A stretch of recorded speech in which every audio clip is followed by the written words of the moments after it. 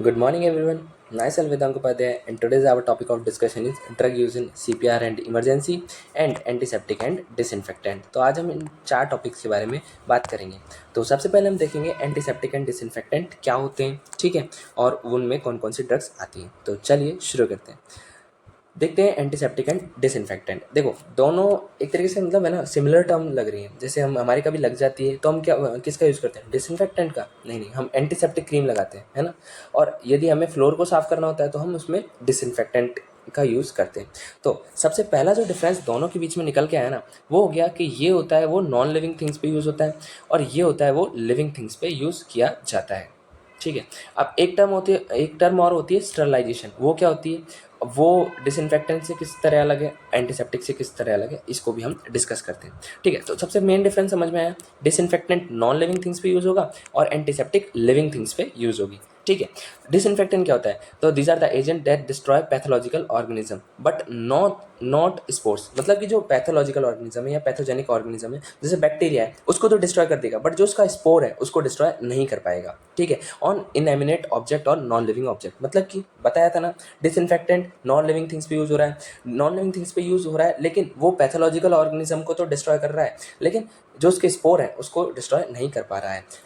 और यदि कोई एक ऐसा एजेंट आ जाए जो कि पैथोलॉजिकल ऑर्गेनिज्म को भी डिस्ट्रॉय कर दे और उसके स्पोर्स को भी डिस्ट्रॉय कर दे नॉन लिविंग ऑब्जेक्ट पे, तो उसे हम क्या बोलेंगे, उस एजेंट को हम बोलेंगे स्टरलाइज्ड ऑब्जेक्ट या फिर स्टरलाइज एजेंट या फिर स्टरलाइजेशन बोलेंगे इस प्रोसेस को, ठीक है। If spore are also killed then it is called as sterilization. Antiseptic क्या होते हैं, they destroy microbes on living tissue.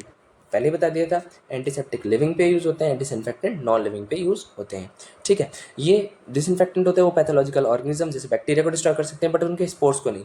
और कोई ऐसा एजेंट आ जाए जो कि दोनों को डिस्ट्रॉय कर दे, उसे हम स्टरलाइज एजेंट बोलते हैं, स्टरलाइजेशन बोलते हैं उस प्रोसेस को, ठीक है। नेक्स्ट हम बात करते हैं इसके क्लासिफिकेशन के बारे में कि क्या क्या होते हैं भाई। देखो सबसे पहले आता है एसिड। एसिड क्या होता है, destroy cell membrane and cell wall of microbes. मतलब कि जो माइक्रोब्स होते हैं उनकी सेल वॉल और सेल मेम्ब्रेन को डिस्ट्रॉय कर देंगी। अच्छा कौन कौन से एसिड होते हैं, तो बोरिक एसिड होता है और बेंजोइक एसिड होता है, दोनों इसमें प्रेजेंट होते हैं। मतलब दोनों टाइप के एसिड होते हैं। बेंजोइक एसिड होता है वो लैब में प्रिजर्वेशन के लिए यूज़ किया जाता है। मतलब हमारे पास लैब का कोई आइटम है जिसे हमें प्रिजर्व करना है, मतलब ऐसा है कि जिस पे है ना बैक्टीरियल ग्रोथ जल्दी से हो सकती है, तो उसको हम बेंजोइक एसिड में रख लेंगे। दूसरा होता है बोरिक एसिड। ये क्या होता है, आई वॉश के लिए यूज़ होता है जिससे कि इरिटेशन कम हो, मतलब वही बैक्टीरियल ग्रोथ वहाँ पे कम हो जाए। नेक्स्ट हम बात करते हैं अल्कोहल। पहला हो गया एसिड, दूसरा हो गया अल्कोहल। अल्कोहल क्या करता है, denature bacterial protein and membrane. मतलब कि डीनेचुरेशन कर देता है प्रोटीन और मेम्ब्रेन का। अच्छा प्रोटीन किससे मिलकर बने होते हैं, अमीनो एसिड से।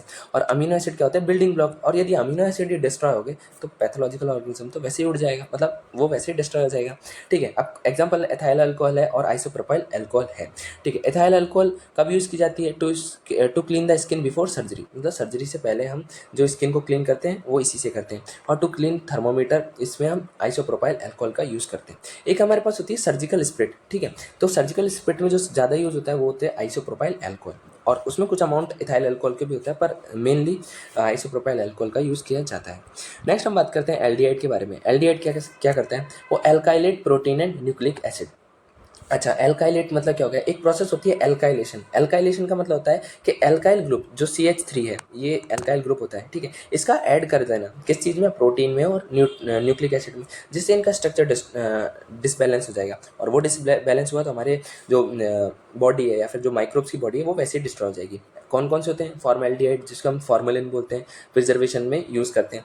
हमारे जो लिविंग टिश्यू होते हैं उसको हम फॉर्मेलिन में ही प्रिजर्व करते हैं, ठीक है। दूसरा होता है ग्लूटाराल्डिहाइड। ये सर्जिकल इंस्ट्रूमेंट होते हैं, उनको स्टरलाइज करने के काम में आता है। अच्छा आपने कभी है ना सर्जरी में या फिर जो हमारे पास ड्रेसिंग रूम होता है उसमें आपने देखा होगा कि एक ऐसी ट्रे रखी रहती है जिसमें कुछ पानी पानी सा भरा रहता है और उसके अंदर इंस्ट्रूमेंट रखे रहते हैं, है ना, फोर्सेप हो गई, ठीक है, वो सारी चीज़ें उसके अंदर रखी रहती हैं। तो उसमें जो लिक्विड है वो क्या होता है, वो होता है ग्लूटाराल्डिहाइड, ठीक है। नेक्स्ट हम बात करते हैं सर्फेक्टेंट के बारे में। सर्फेक्टेंट क्या होता है, तो डैमेज बैक्टीरियल मेम्ब्रेन में, बैक्टीरियल मेम्ब्रेन को ये डैमेज करता है, inactivate enzyme and precipitate protein. Protein का क्या कर देता है, प्रेसिपिटेट बना देता है, जो एंजाइम है उनको इनएक्टिवेट करता है और जो बैक्टीरियल मेम्ब्रेन है उसको भी डैमेज कर देता है।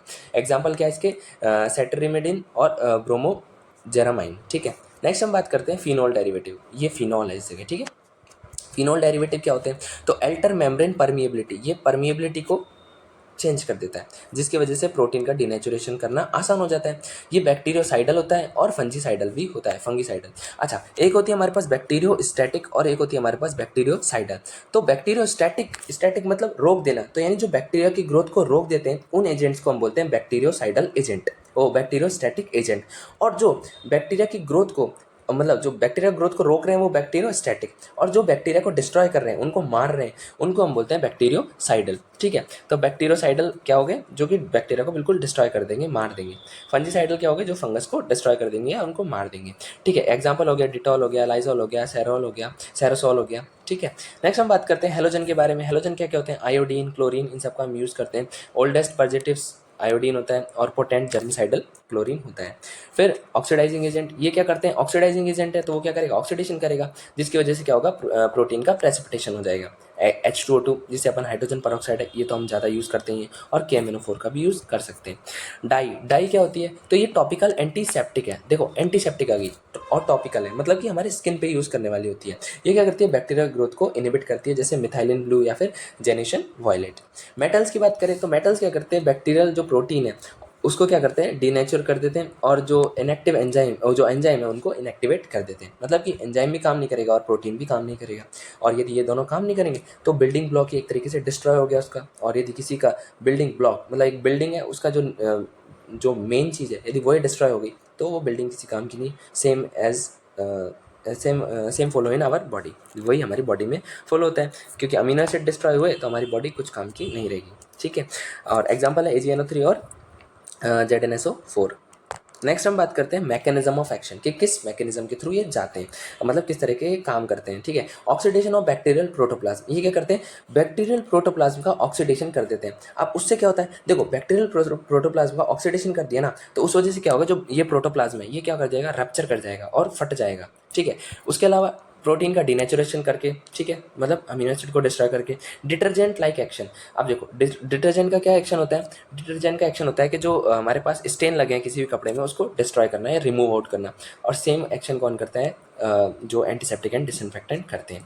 और कंपटीशन फॉर एसेंशियल सबस्ट्रेट, मतलब कि वही एंजाइम सबस्ट्रेट थ्योरी होती है ना, कि ये हमारे पास साइट है, यहाँ पे एंजाइम आके जुड़ना होता है, लेकिन सबस्ट्रेट आके यदि पहले जुड़ गया तो वो एंजाइम को जुड़ने नहीं देता, जिसकी वजह से क्या हो जाता है, जो एंजाइम उसका ब्लॉकेज या इनिबिशन हो जाता है। ठीक है, नेक्स्ट हम बात करते हैं इसके यूजेस के बारे में। अच्छा, ये तो मैकेनिज्म ऑफ एक्शन थे ये चारों, अब क्या क्या होते हैं दोनों, कौन कौन से मैकेनिज्म ऑफ एक्शन फॉलो कर रहे हैं ये भी देख लेते हैं। भाई देखो, डिसइंफेक्टेंट क्या करता है, रप्चर द मेम्ब्रेन को रप्चर कर देगा, या फिर क्या करेगा, उसकी परमेबिलिटी को लॉस करवा देगा, या फिर क्या करेगा, साइटोप्लाज्म का कोगुलेशन करवा देगा या उनकी क्लॉटिंग करवा देगा। और यदि ये तीनों में से कोई एक भी काम कर दिया ना, तो अभी क्या हो जाएगी, उसकी वजह से डेथ हो जाएगी। अब अलग अलग डिसइंफेक्टेंट अलग अलग मैकेनिज्म ऑफ एक्शन के थ्रू जाते हैं। एंटीसेप्टिक की बात करें तो ये क्या करते हैं, मैकेनिकल रिमूवल और decrease chemical activity of microbe, reduce the number of microbe and death. मतलब कि क्या होता है, ये क्या करते हैं, ये है ना डायरेक्टली ऐसा नहीं करते कि भैया उनकी मेम्ब्रेन को, मेम्ब्रेन की जो है परमेबिलिटी उसको चेंज कर दिया, कुछ और कर दिया, नहीं ऐसा नहीं करते। क्योंकि यदि ये ऐसा करेंगे तो हमारे जो सेल है वो भी, उसमें भी थोड़ा सा डिस्ट्रॉय होने के चांसेस बढ़ जाते हैं। इसलिए क्या करते हैं, ये केमिकल एक्टिविटी है माइक्रोब्स की, उसको कम कर देते हैं। अब यदि केमिकल एक्टिविटी कम करेंगे तो कुछ ना कुछ ऐसे, जैसे मान लो ये पूरा एक ग्रुप है माइक्रोब का, छोटे छोटे माइक्रोब्स यहाँ पे, तो कुछ की केमिकल एक्टिविटी कम हो गई, तो कुछ की केमिकल एक्टिविटी कम हो गई, उसकी वजह से आधे तो वैसे ही मर जाएंगे, उनकी तो डेथ हो जाएगी, और आधे जो बचे वो कम काम कर रहे हैं, तो ऑब्वियस है कि भाई एक फुल पोटेंसी से काम कर रहा है और एक हाफ पोटेंसी से, तो हाफ पोटेंसी वाला ज़्यादा बेटर है ना, इसलिए। ठीक है, तो इस तरह से इसका एक्शन होता है, क्या एक्शन है, मैकेनिकल रिमूवल और decrease the chemical activity of microbe, जिसकी वजह से उनके नंबर रिड्यूस हो जाते हैं और उनकी डेथ हो जाती है। यूजेस के बारे में बात करें तो कहाँ यूज़ होते हैं, इरिटेशन में, जैसे कि हमने क्लोरीन का यूज़ किया था, जैसे कि हमने बोरिक एसिड का यूज़ किया था, सॉरी, है ना, लैब प्रिजर्वेशन में हमने यूज़ किया है ना, जैसे बेंजोइक एसिड हो गया, है ना, फॉर्मेलिन हो गया, इन सब में। क्लीनिंग स्किन बिफोर सर्जरी, ठीक है, fumigation of ward, gingivitis, oral ulcer, conjunctivitis, tonsillitis, pharyngitis और अर्टिकेरिया, इन सभी में हम यूज़ कर सकते हैं डिसइंफेक्टेंट और क्या नाम है उसका, एंटीसेप्टिक का। नेक्स्ट हम बात करते हैं आयोडीन लिमिटेशन। आयोडीन का हम यूज़ कर रहे हैं लेकिन आयोडीन की लिमिटेशन क्या होती है, इसके ड्रॉबैक क्या होते हैं, कि मतलब आयोडीन का हमने यूज़ किया तो क्या क्या साइड इफेक्ट हमारी बॉडी में देखे जा सकते हैं। तो पेन होगा, स्वेलिंग हो सकती है, वार्मनेस आ सकती है, मतलब हमें थोड़ा गरम गरम लग सकता है, इन्फ्लामेशन वाली कंडीशन, रेडनेस आ सकती है, ब्लिस्टर्स, ठीक है, और सीवियर इरिटेशन भी होती है। ठीक है, अब आयोडीन में कौन सी आती है, पोविडेन आयोडीन, है ना, povidone iodine topical, can stain skin, teeth, fabric, ये इन सब में स्टेन क्रिएट कर सकती है। Do not use this on deep wound, puncture और वुंड और एनिमल बाइट, मतलब कि जो हमारे पास डीप वुंड्स होते हैं यानी जो गहरे घाव होते हैं उन पे, या फिर है ना पंक्चर, जैसे हमारे जो सिरिंज है उससे हमने पंचर किया उससे, या फिर एनिमल बाइट किसी ने काट लिया, तो उस पर हम यूज़ नहीं करते हैं। Povidone iodine topical spray is flammable, so do not use near high heat and open flame, मतलब कि ये फ्लेमेबल होता है इसलिए ओपन फ्लेम या फिर हाई हीट पे इसका यूज़ नहीं करना चाहिए, इसके जो टॉपिकल स्प्रे होता है उसका। ठीक है, अब नर्सिंग रिस्पॉन्सिबिलिटी देखते हैं। तो देखो, nurses must know the time and course of action of specific agent, भाई कि क्या काम कर रहा है कौन सा एजेंट, ठीक है, इसके बारे में पता होना चाहिए। Routine for routine hand antiseptic alcohol based hand scrub must be preferred, ठीक है, मतलब हैंड हाइजीन मेंटेन करने के लिए जो अल्कोहल बेस्ड सैनिटाइजर होता है उसका हमें यूज़ करना चाहिए। All container should be lid and well tight, मतलब कि जो कंटेनर्स जिसमें प्रिजर्वेशन के लिए हमने कुछ भी चीज़ रख रखी है उनका जो लिड है उसको अच्छे से टाइटली बंद करके रखना होता है। ठीक है, smoking and drinking in chemical storage area should be prohibited, क्योंकि हो सकता है वो आग या फिर फ्लेमेबल थिंग्स हो आसपास में जिसकी वजह से आग लग जाए। ठीक है, so this is all about our topic antiseptic and disinfectant. हम नेक्स्ट टॉपिक पे आते हैं। अच्छा ओके, डिफरेंस भी बाकी है इन दोनों के बीच में कि क्या डिफरेंस होते हैं, और कई बार क्वेश्चन भी पूछा गया है difference between antiseptic and disinfectant. तो देखिए, एंटीसेप्टिक क्या होता है, तो use for human and animal, animal और ह्यूमन मतलब कि लिविंग ऑर्गेनिज्म पे यूज़ हो रहा है, और ये नॉन लिविंग पे हो रहा है। Commonly use in health care centre, alcohol based sanitizer हो गया, ठीक है, ये सारी चीज़ें, और पोविडिन आयोडीन हो गया, ये सारे अपन हेल्थ केयर सेंटर पे यूज़ करते हैं, और ये होम और पब्लिक स्पेस पे इनका यूज़ किया जाता है। डिसइंफेक्टेंट का जैसे फिनॉल हो गया, फिनॉल से हम पोछा लगाते हैं, है ना, तो ये सारी चीज़ें इसमें आती हैं।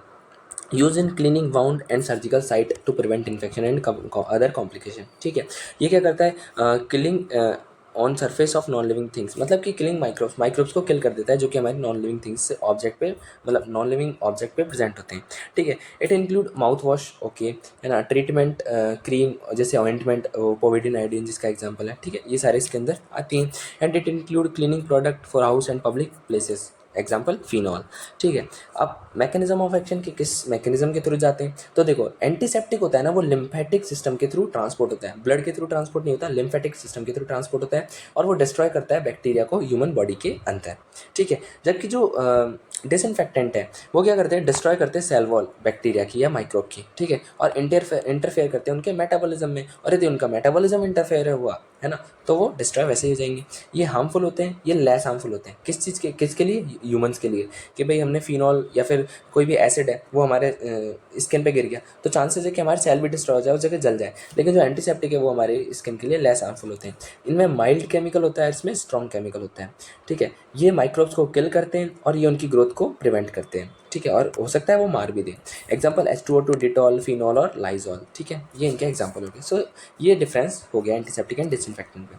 नेक्स्ट हम देखते हैं ड्रग यूज इन CPR कि CPR में कौन कौन सी ड्रग यूज़ की जाती है। अब उससे पहले CPR क्या होता है, देखो कार्डियोपल्मोनरी रिससिटेशन, ये एक प्रोसेस होती है, मतलब एक तरीके से इमरजेंसी प्रोसीजर है किसी भी पर्सन को बचाने का। अब इसमें आते क्या क्या है, तो उसमें होता है airway cleaning, ventilation and chest compression. क्यों करते हैं ये सारी चीज़ें हम, देखो एयरवे को क्लीन हम इसलिए करते हैं जिससे कि चोकिंग के चांसेस कम हो, चोकिंग या फिर बोल सकते हैं हम एक तरीके से कि जो हमारा जो एयरवे वो पेटेंट बना रहे है ना, उसमें आराम से हम इनहेल कर सकें और एक्सेल कर सकें, इसके लिए। ठीक है, एयरवे आर्टिफिशियल वेंटिलेशन ये क्यों करते हैं, जिससे कि जो हमारा ब्रीथिंग पैटर्न है वो नॉर्मल हो जाए, नॉर्मल ब्रीथिंग पैटर्न के लिए। ठीक है, और चेस्ट कंप्रेशन हम क्यों करते हैं, जिससे कि सर्कुलेशन और जो ब्रेन का फंक्शन है वो मेंटेन हो जाए, सर्कुलेशन यदि मेंटेन होगा तो ब्रेन का फंक्शन ऑटोमेटिकली सही हो जाएंगे। सो ये CPR के अंदर आता है, मतलब ये कंपोनेंट होते हैं, और CPR एक इमरजेंसी प्रोसीजर है। और कब यूज़ किया जाता है CPR का, कार्डियक अरेस्ट में यूज़ किया जाता है। ठीक है, नेक्स्ट हम बात करते हैं ऐसी कौन कौन सी ड्रग्स होती हैं जिनको हम यूज़ करते हैं और कब कब यूज़ करते हैं। ठीक है, जैसे एपिनेफ्रिन है, एपिनेफ्रिन को हम एसिस्टोल में, वेंट्रिकुलर फिब्रिलेशन और PEA मतलब पल्सलेस इलेक्ट्रिकल एक्टिविटी, इनमें हम यूज़ करते हैं एपिनेफ्रिन को। अब वैसोप्रेसिन क्या होता है, अल्टरनेट होता है एपिनेफ्रिन का, ये भी एसिस्टोल और ब्रेडिकार्डिया में यूज़ होगा। एट्रोपिन की बात करें तो वो साइनस, ब्रेडिकार्डिया, एसिस्टोल और पल्सलेस इलेक्ट्रिकल एक्टिविटी, इन तीनों में यूज़ होगी। फिर लीडोकेन होगी, लीडोकेन को पल्सलेस वेंट्रिकुलर टैकीकार्डिया PVT और वेंट्रिकुलर फिब्रिलेशन में हम इसका यूज़ कर सकते हैं। फिर नेक्स्ट बात करते हैं सोडियम बाइकार्बोनेट, इसका हम यूज़ कर सकते हैं सीवियर मेटाबॉलिज्म एकेडेमिया इनमें यूज़ कर सकते हैं। उसके अलावा हाइपो या फिर हाइपर कैलेमिया में, हाइपर कैलेमिया में हम इसका यूज़ करते हैं। नेक्स्ट हो गया कैल्शियम ग्लूकोनेट। कैल्शियम ग्लूकोनेट का यूज़ हम क्या करते हैं, तो रूटीन नॉट रिकमेंडेड, मतलब रूटीनली हम कैल्शियम ग्लूकोनेट का यूज़ नहीं कर सकते, ये रिकमेंडेड नहीं होता। हाइपोकैलेमिया में यूज़ करेंगे और सीवियर हाइपर कैलेमिया में यूज़ कर सकते हैं। ठीक है, नेक्स्ट हम बात कर सकते हैं एमियोडायरोन के बारे में। ये इसका यूज़ कर सकते हैं हम पीवीटी, जिसे हमने बोला था पल्सलेस वेंट्रिकुलर टैकीकार्डिया, और वेंट्रिकुलर फिब्रिलेशन में भी हम इसका यूज़ कर सकते हैं। मैग्नीशियम सल्फेट हाइपोमैग्नीशियम में यूज़ करते हैं। तो ये सारी इमरजेंसी कंडीशन है। कौन कौन सी, एसिस्टॉल हो गई, पीईए हो गई, पीवीटी हो गई, ठीक है, ब्रैडीकार्डिया हो गई, है ना। उसके अलावा हमारे पास वेंट्रिकुलर फिब्रिलेशन हो गई। ये सारी इमरजेंसी कंडीशन है जिनमें हम क्या करते हैं, यूज़ करते हैं, या फिर एक तरीके से सीपीआर वाली कंडीशन है जिसमें हम ये सारी ड्रग्स का यूज़ करते हैं। ठीक है, अब हम बात करते हैं रिवर्सल एजेंट के बारे में। रिवर्सल एजेंट क्या होते हैं कि भाई किसी भी ड्रग है, कोई भी ड्रग हमने दी, उसकी टॉक्सिसिटी होगी, तो उसकी टॉक्सिसिटी को रिवर्सल करने के लिए कौन कौन से एजेंट्स होते हैं। जैसे ऑपियोइड्स हो गई, ऑपियोइड्स के लिए क्या होता है, नैलोक्सोन हो गया। बेंजोडाइज़ेपिन है, उसके लिए फ्लूमाजीनिल का हम यूज़ करते हैं। और एटीपामेजोल का यूज़ हम करते हैं डेक्सामेथासोन के रिवर्सल के लिए। ठीक है, और इन तीनों को हम आईवी इंट्रावेनस रूट से देते हैं। ठीक है, अब हम देखते हैं ड्रग यूज़ इन इमरजेंसी में। इमरजेंसी में कौन कौन सी ड्रग का यूज़ करते हैं। अब इमरजेंसी क्या होती है, देखो इसमें लिख रखा है patient unexpectedly experience a medical emergency need, so drug use in emergency are very important for life saving. अच्छा, पहली बात, इमरजेंसी क्या होती है, इमरजेंसी का मतलब क्या होता है, तो एक डेफिनेशन होती है इमरजेंसी की के unforeseen circumstances that need immediate intervention. क्या होती है, unforeseen circumstances that need immediate intervention. ठीक है, उस कंडीशन को हम बोलते हैं इमरजेंसी। और उस कंडीशन में, यानी इमरजेंसी कंडीशन में जो भी ड्रग यूज़ होंगे उन्हें हम बोलेंगे ड्रग यूज इन इमरजेंसी। तो चलिए देखते हैं कौन कौन सी ड्रग्स होती हैं। तो देखो इसका है ना, हमने एक अलग से चार्ट बनाया और यही चार्ट आपको बना के आना है। ये काफ़ी इफेक्टिव लगेगा और काफ़ी इंपॉर्टेंट भी है। अब ऐसा नहीं है कि आपको सारी ड्रग लिखनी है, बट इसमें से मोस्टली ड्रग आप लिख सकते हैं। ठीक है, एक्टिवेटेड चारकोल के बारे में बात करते हैं सबसे पहले। Absorb toxin from substance from GIT, मतलब गैस्ट्रोइंटेस्टाइनल सिस्टम में जो भी टॉक्सिन सब्सटेंस होते हैं उनको एब्जॉर्ब करके ये काम करता है, मतलब ये इसका मैकेनिज्म ऑफ एक्शन हो गया। कब कब दिया जाता है ये, तो ओरल पॉइजनिंग, मेडिकल ओवरडोज, इनमें। कॉन्ट्राइंडिकेटेड कब होता है, तो ओरली कंपोजिट पेशेंट में, मतलब कि जो कोई पेशेंट ओरली ले नहीं सकता, जैसे कि जिसे हम बोल सकते हैं कि कोई पेशेंट है, अब उसके है ना जो ओशोवेगस है उसमें ऑब्स्ट्रक्शन है, ठीक है, तो उसमें ये कॉन्ट्राइंडिकेटेड होता है। मतलब कि हम जिस पेशेंट में ओरल ड्रग का यूज़ नहीं कर सकते उसमें ये कॉन्ट्राइंडिकेटेड होता है। एडेनोसिन की बात करें तो slow conduction of heart by AV node modification. हमारा जो हार्ट होता है उसमें एक होता है एसए नोड और एक होता है एवी नोड, ठीक है। दोनों का प्रेजेंट होते हैं हमारे पास राइट एट्रियम में, ये ऊपर की तरफ होता है, ये नीचे की तरफ होता है। तो जो एवी नोड होता है उसका क्या करता है, मॉडिफिकेशन कर देता है, जिसकी वजह से जो कंडक्शन आ रहा है एसए नोड से एवी नोड, उसके बाद पुरकिंजे फाइबर, इनमें जो जा रहा है उनका कंडक्शन को स्लो कर देता है। और ये यूज़ कब होता है, नैरो एसवीटी कॉम्प्लेक्स में उसका यूज़ करते हैं। और कहाँ का कॉन्ट्राइंडिकेटेड होता है, तो ब्रोंकोस्पाज्मोडिक और लंग डिजीज, इनमें ये कॉन्ट्राइंडिकेटेड होता है। एल्ब्यूट्रॉल का हम बात करें तो ये क्या करती है, ये स्मूथ मसल रिलैक्स करवा के काम करती है। किस चीज़ में, ब्रोंकल ट्री में, मतलब कि जो ब्रोंकस होता है उसका स्मूथ मसल रिलैक्सेशन करवाएगी। ठीक है, अब कहाँ कहाँ होगा, देखो ब्रोंकल ट्री है यानी रेस्पिरेटरी सिस्टम से एसोसिएटेड है, तो इंडिकेट करेंगे, मतलब कहाँ का यूज़ करेंगे, सीओपीडी हो गया, अस्थमा हो गया, ब्रोंकोस्पाज्म हो गया। कहाँ का यूज़ नहीं करेंगे, तो हाइपरटेंशन, प्रेगनेंसी, लैक्टेशन, इन सब में यूज़ नहीं करेंगे। अब एम्योडेरोन ये कहाँ आती है, तो ये क्या करती है, डिले रिपोलराइजेशन का डिले करवा देती है, और जो एक्शन पोटेंशियल है उसका ड्यूरेशन को भी बढ़ा देती है। मतलब कि ऑब्वियस है, यदि एक्शन पोटेंशियल है उसका ड्यूरेशन बढ़ाया तो रिपोलराइजेशन डिले हो जाएगा ऑटोमेटिकली, ठीक है। तो ये इसका मैकेनिज्म ऑफ एक्शन हो गया। कब यूज़ होता है, वेंट्रिकुलर फिब्रिलेशन में इसका यूज़ होता है। शॉक और हाइपरटेंशन में इसका यूज़ हम नहीं करते, मतलब कार्डियोजेनिक शॉक में भी, कार्डियोजेनिक शॉक में हम इसका यूज़ नहीं करते। एस्पिरिन हम सब जानते हैं एंटीप्लेटलेटिक ड्रग होती है, ठीक है, ब्लड थिनर भी बोलते हैं इसको। तो ये क्या करती है, जो प्लेटलेट है उसकी क्लम्पिंग को रोकती है, जिसकी वजह से क्या हो सकता है, जो एम्बोलिज्म होता है उसका फॉर्मेशन नहीं हो पाता है। इसका यूज़ कब कब करते हैं, myocardial infarction, angina, deep vein thrombosis, DVT मतलब डीप वेन थ्रोम्बोसिस, ठीक है, एम्बोलिज्म और चेस्ट पेन में हम यूज़ करते हैं। ठीक है, कब कब यूज़ नहीं करते हैं, तो अस्थमा में और ब्रोंकोस्पाज्म में हम इसका यूज़ नहीं करते हैं। एटेनोल ये क्या होती है, बीटा ब्लॉकर्स होती हैं, हमने देखा था ठीक है, I think anti anginal drug में, कि भाई ये क्या करती है, हार्ट रेट को कम करती है, उसके अलावा मायोकार्डियल कॉन्ट्रैक्टिबिलिटी को कम करती है और कार्डियक आउटपुट को भी कम करती है। हाइपरटेंशन में यूज़ होता है ये, मायोकार्डियल इंफेक्शन में यूज़ होता है। ठीक है, कब कब यूज़ नहीं होता है, तो ब्रेडिकार्डिया में यूज़ नहीं होता है, कार्डियोजेनिक शॉक में यूज़ नहीं होता है, और जो कंजेस्टिव हार्ट फेलियर है CHF, उसमें भी हम इसका यूज़ नहीं करते हैं। नेक्स्ट हम बात करते हैं एट्रोपिन सल्फेट के बारे में कि एट्रोपिन सल्फेट क्या होता है। तो एट्रोपिन सल्फेट वो हार्ट रेट को बढ़ाता है।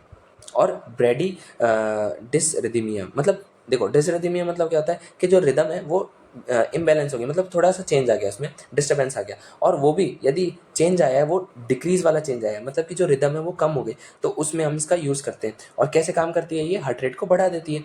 तो इंडिकेटेड है ब्रेडिकार्डिया में, और कॉन्ट्रा इंडिकेटेड है टैकीकार्डिया और हाइपरटेंशन में। टैकीकार्डिया में कॉन्ट्रा इंडिकेटेड क्यों है, क्योंकि भाई ये हार्ट रेट को बढ़ा रही है, और टैकीकार्डिया में तो पहले ही हार्ट रेट बढ़ती है। ठीक है, और दिक्कत हो जाएगी उसको। कैल्शियम ग्लूकोनेट का बात करते हैं। तो कैल्शियम ग्लूकोनेट क्या होता है, ये क्या करता है कि जो हाइपर कैलेमिया है, मतलब किस कंडीशन में यूज़ होता है, तो हाइपोकैल्सीमिया में यूज़ होता है और हाइपर कैलेमिया में यूज़ होता है। और काम किस तरह से करता है, counteract the toxicity of hyper kalaemia, मतलब कि कोई पर्सन है जिसकी बॉडी में जो पोटेशियम है उसका अमाउंट ज़्यादा हो गया, तो क्या करेगा, उसकी जो टॉक्सिसिटी है उसको काउंटर करेगा, ये इसका काम होता है, मतलब इस तरह से ये वर्क करता है। और कब कब यूज़ किया जाता है, हाइपर कैलेमिया में और हाइपोकैल्सीमिया में। ठीक है, और हाइपर कैल्सीमिया में इसका यूज़ नहीं किया जाता, क्योंकि ये कैल्शियम के लेवल को बढ़ाता है, और हाइपर कैल्सीमिया में पहले ही कैल्शियम का लेवल हाई होता है, और हाइपर सेंसिटिविटी में भी हम इसका यूज़ नहीं करते। डायस्पाम के बारे में बात करें, तो डायस्पाम क्या करती है, increase seizure threshold and produce sedation. Seizure के थ्रीशोल्ड को बढ़ाती है। अब ये थ्रीशोल्ड क्या होता है, आइए एक बार समझ लेते हैं। तो देखो, थ्रीशोल्ड मतलब होता है कि किसी की भी जो कैपेबिलिटी को बढ़ाना, मतलब कि जैसे कोई एक पर्सन है, पर्सन है जिसकी पेन बियरिंग कैपेसिटी है 7, मतलब कि वो 7 तक का पेन को बियर कर सकता है, ये उसकी थ्रेशोल्ड हो गया। कि भाई 7 तक का पेन आएगा ना, मान लो कि जो पेन की इंटेंसिटी है वो 7 है, और 7 तक का हमने पेन दिया उस पर्सन को, तो वो क्या करेगा, उसको बियर कर लेगा। लेकिन यदि हमने 8 वाला पेन दे दिया, 8 इंटेंसिटी का पेन दे दिया, तो वो पर्सन उसको एक तरीके से झेल नहीं पाएगा, मतलब वो कहेगा कि हाँ यार मेरे पेन होना स्टार्ट हो गया। ठीक है, तो वैसे ही क्या होता है, थ्रेशोल्ड का मतलब होता है कि उसकी एबिलिटी को, जैसे अब 7 वाले को हमने कुछ ऐसी ड्रग दी जिसकी वजह से उसकी जो पेन बियरिंग कैपेसिटी वो 9 हो गई या 10 हो गई, तो क्या कर दिया हमने, इसकी जो थ्रेशोल्ड है उसको बढ़ा दिया, इंक्रीज द थ्रेशोल्ड, मतलब कि पेन बियरिंग एबिलिटी को हमने बढ़ा दिया। तो स्वीजर थ्रेशोल्ड का मतलब क्या हो गया कि स्वीजर बियरिंग जो एबिलिटी है उसको हम बढ़ा देते हैं, उसको हम बोलते हैं थ्रेशोल्ड स्वीजर, और उसको बढ़ाना का काम करती है डायज़ेपाम। ठीक है, इसको एंजाइटी में, अल्कोहल विड्रॉल में दिया जाता है, क्योंकि अल्कोहल विड्रॉल में क्या होते हैं, बहुत सारे सिम्टम्स आते हैं। ठीक है, ग्लूकोमा में नहीं देते, हाइपर सेंसिटिविटी में इसको नहीं देते। एपिनेफ्रिन की बात करें, ब्लॉक हिस्टामिन रिसेप्टर। एपिनेफ्रिन क्या करता है, एंड जो हिस्टामिन रिसेप्टर है उस पर वर्क करके और उसको ब्लॉक करने का काम करता है। कार्डिक अरेस्ट, ब्रेडिकार्डिया में इसका यूज़ होता है, हाइपरटेंशन में हम इसका यूज़ नहीं करते।